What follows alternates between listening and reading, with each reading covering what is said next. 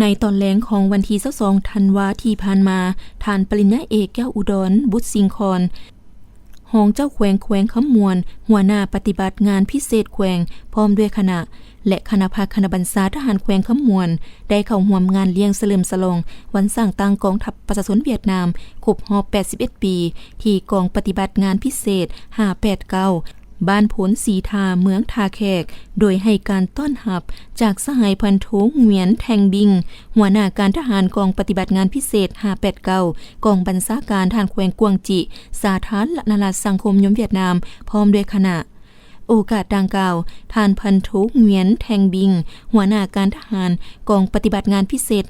589กองบัญชาการทหารแขวงกวงจิสาธารณรัฐสังคมนิยมเวียดนามก็ได้ต่างหน้าให้คณะภาคณะบรรษาพนักงานวิสาเฉพาะของตน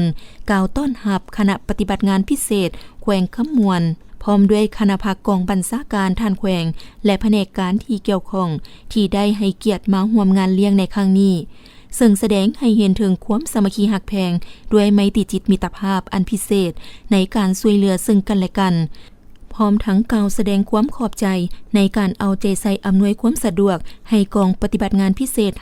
589ได้เฮ็ดหน้าที่ตามพระบทบาทที่ภาครัฐมอบหมายได้มีผลสำเร็จตลอดมา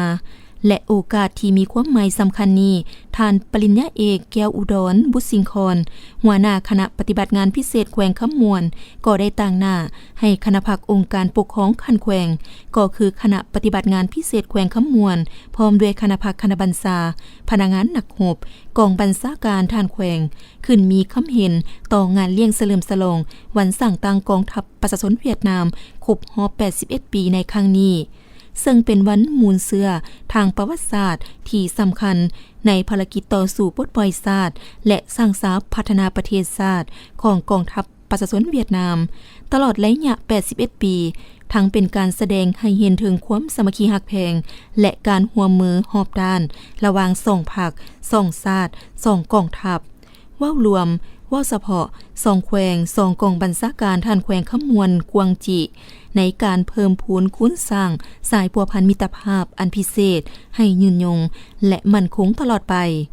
จากนั้นท่านปริญญาเอกแก้วอุดร